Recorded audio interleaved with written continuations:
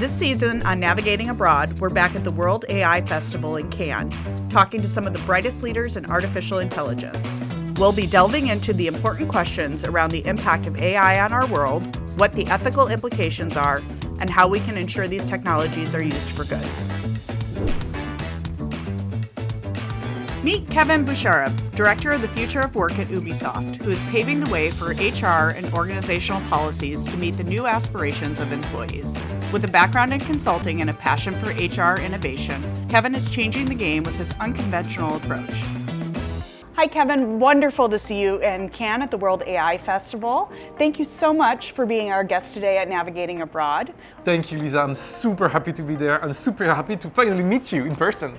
It's something I've been looking forward to as well. So, as the Director of Future of Work for Ubisoft, can you talk a little bit about what your responsibilities entail? Sure. For maybe somebody that might not be as technical? Yeah, so basically, this is a new function that has been created as a direct answer to the COVID and post-COVID world. Basically, in the tech industry, we all know that it's super hard to recruit and retain people, and it's even harder after the COVID. Why? Because lots of people actually realized that they really wanted to fully appropriate their life, and it means owning their time, owning their space, and owning what they do. The problem is that organizations, and especially big organizations like Ubisoft, but some of our competitors as well, were not structured and organized to welcome this flexibility. So the role of the Future of Work Director is basically 50% to understand what is happening around us, understand the social trends, societal trends, expectation at work, etc. And 50% is to translate this context into concrete policies to adapt the organization, the culture, the management behaviors to these new aspirations that works. And concretely, it means, for example, that I was responsible to deploy the hybrid work policies, but also to increase the mobility that we have in the organization, to change also the behaviors when it comes to interpersonal relations or managerial relations, all this kind of stuff, which are definitely something we see around with increasing with the Gen Z. Yeah, absolutely. With all the different generations in the workforce today, it feels like you're meeting a lot of masters. How do you use data to inform the directions that you take going forward? So there are two threads, external threads and internal threads. External ones, as you can imagine, I spend like crazy amount of time reading articles, studies, anything that is broadcasted by important consulting firms or any data providers to help us understand the big masses. But they often are a bit too abstract to make conclusion. So that's why we also come from this data to more internal and specialized data on what our HRD calls employee listening strategy. So we have an annual, like any other company in the world, we have an annual survey on which we ask precise several questions which are benchmarked with other companies to make a difference. But in addition to that, we also have more detailed, in-depth discussions and surveys to compare and to better understand the real aspiration and what can make a difference. And all of this is powered by AI, so that we can identify trends and correlations between factors to actually invest where it matters and not where the big numbers are. Ah, okay. So in those data explorations, can you share some of the trends that you've seen be most prevalent post-COVID? Sure. And what are there specific demographics of your employee base that are more sensitized to those trends or not? Yeah. So the first one, and it was a bit of a surprise for me, is mobility. And that's this trend is really the same when we look at the external studies and the internal studies. People want to move. People don't want to wait to have holidays, to have the possibility to change their landscape, visit their families, have super good moments, also slash. I love that new trend of slashing, because we have a lot of employees who are not only employees. They are DJs, they are yoga teachers, they are speakers, and they want to enjoy that as part of their daily day-to-day job. So this mobility thing, unsurprisingly, is an aspiration that is shared by both Gen Z and older people in the company. That so we should kill the idea of that new trends are only based on Gen Z or newcomers. That's not true. Okay. Having said that, as an answer, we decided to implement a work from anywhere policy. For the moment, it's only concerning our EU employees, but we hope to extend that to the entire world. And it allows our EU citizens working in an EU country to work up to 20 working days in any other EU country. Oh, wonderful. It's super benefit, and they actually, of course, love that. Absolutely. So showing how to be innovative and keep up with what the needs of workers are is allowing you to retain and advance the talent that is probably driving the most innovation at the company, those keynote speakers, those musicians, the Renaissance perspective of things, and it keeps it fresh, right? Exactly. What other trends are you seeing as a result of some of the data that you've collected? So it's not a surprise, but of course there is something around the flexibility at work. I'm not the only person to talk about that, but we want to approach that maybe in a smarter way. I saw many companies putting together policies that are actually based on a certain amount of time we should spend in the office. I think this is the worst possible way to motivate and engage people, because they are mandated to do something without thinking about what they need to do in the office and why they need to go in the office. So instead of that, we decided to shift into an activity-based way of thinking, which is to say that we identified in the development cycle of a game activities that are proven to be more efficient being done all together in the same space.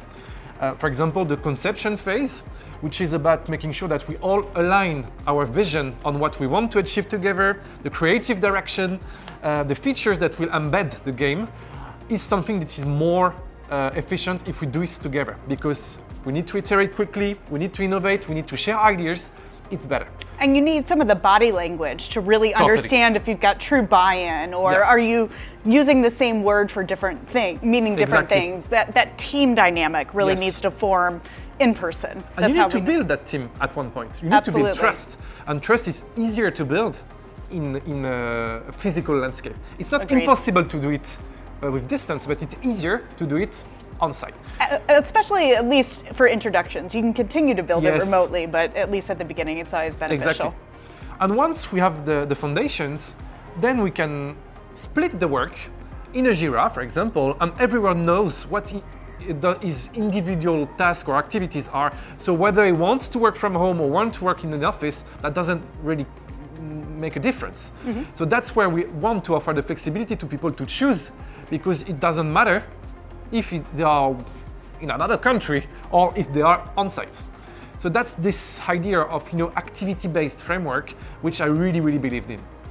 And how did you develop the business case for making these kinds of innovations available? I've read a recent statistic that it costs companies on average $160 billion a year for turnover. Were you seeing a problem that you wanted to address, and how do you measure your success?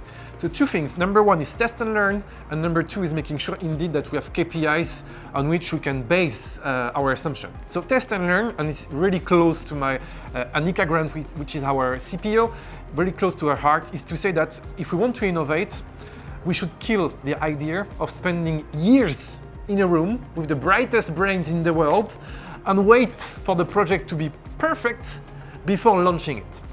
We think innovation is more about a bottom-up process which relies directly in our entities on the field, and we should empower people to decide and try. So what we do is that when a good idea comes up, we hear it, we just make sure that it is actually possible and legal to do it. And if it's the case, we empower people to try.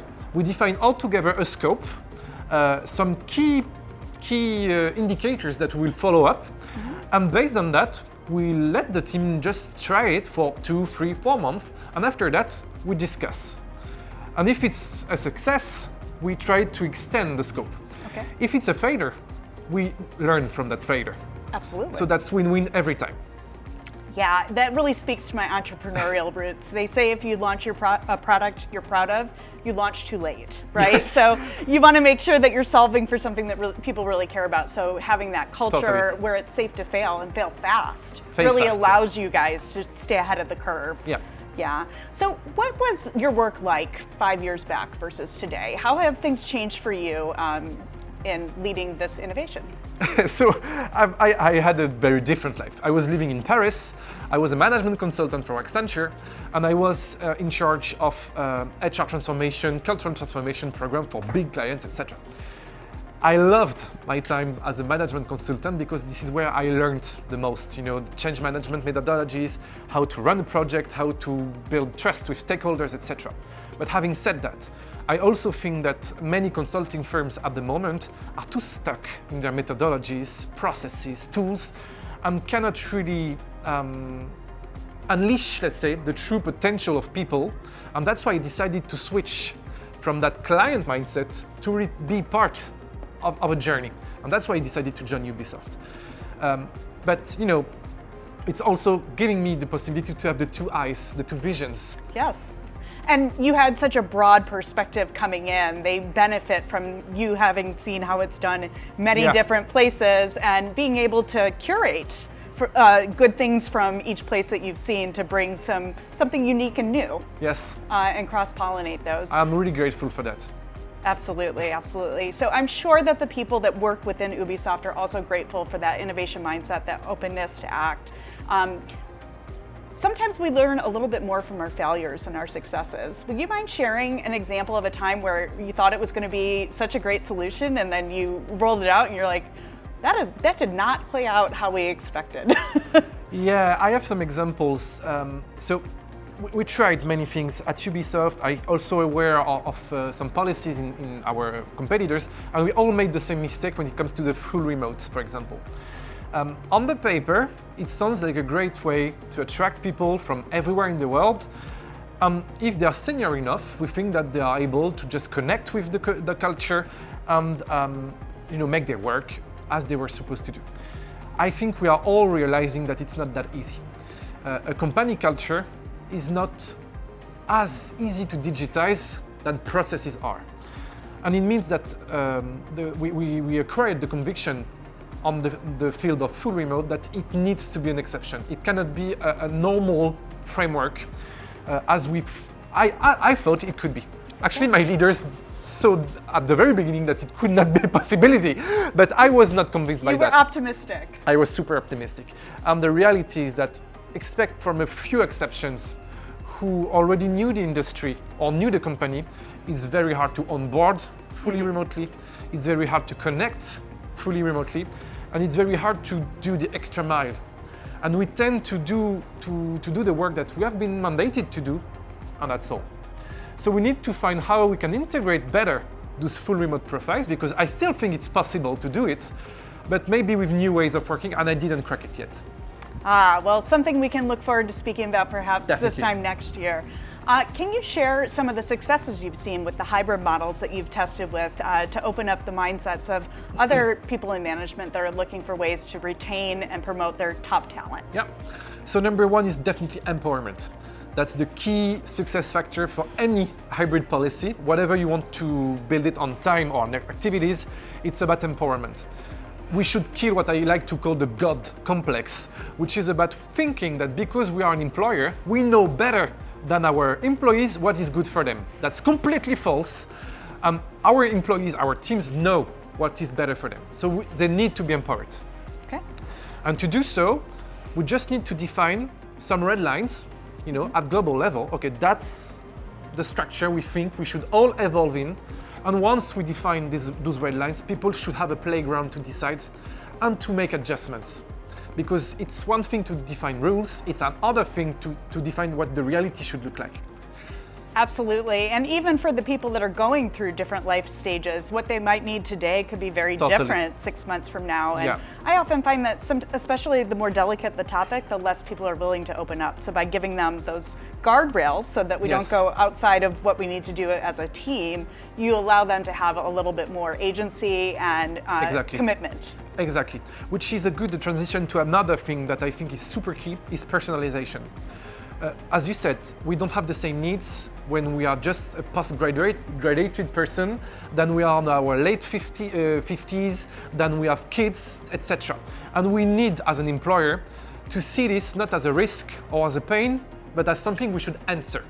And we need to adapt the employee experience to the specificities of our people. And that's especially true for neurodiversity or people with disabilities. At the moment, we see lots of companies trying to have a good speeches around, yes, we are very inclusive, but the reality is they don't know how to include people with disability and people who are in the field of neurodiversity. So we need to walk the talk on that and listen. Those guys know what is good for them. They want to invest time and energy for this company. It's not to be lazy. So just listen to them and try to adapt as much as possible the employee experience to their needs, and they will give back 100 times better. And the other question is, how do we actually credit that work for the innovation? Because the benefits they bring benefit the whole, not just the small group. So how do we make sure that we're not doing this through volunteer employee groups that are unpaid labor, right? How do we take those diverse perspectives and integrate it into the expectations for leadership, that being inclusive and making sure that not only everyone's at the table, but their voice is heard, is those future skills of leaders. So do you have any perspectives on leaders, how leaders can upskill themselves if they are aspiring to be better in this space, but maybe don't know where to start? Yeah, so first, they absolutely need to be trained, and I meant that's a must. For example, at Ubisoft, we have a leadership academy, and one significant part of that is really about understanding this topic, and they are trained on diversity and inclusion, of course, but they are also exposed to real cases on which they need to just make empathy work and understand and listen and not talk. They need to listen. So that's the first thing. And second, I think there is also lots of hopes to have on the field of learning. I'm aware of the work that is being done by Meta by using VR as a way to make people live experiences in the field of diversity and inclusion. It's hard to really feel what does it mean to be part of an underrepresented group. VR, I think, is a good opportunity to leverage tech to actually make people feel that, not only understand, but feel that. And that's part of the thing that leaders should be exposed. And third, they should be also exposed to role models. I think we cannot change a group without being exposed to people who actually are empowered to talk about that and set the tone for others. Diversity is not only a matter of people in the field of diversity talking for those people. It's talking for everyone. Yes. So they need to talk to anyone. Your customers are diverse. If you want products that scale to all your customers, Yes. you probably want voices in the room that reflect your customers' experiences. Totally, yeah. Thank you so much for your time today. I really My appreciate pleasure. it. It was such a pleasure to see you. Thank you. Thank you.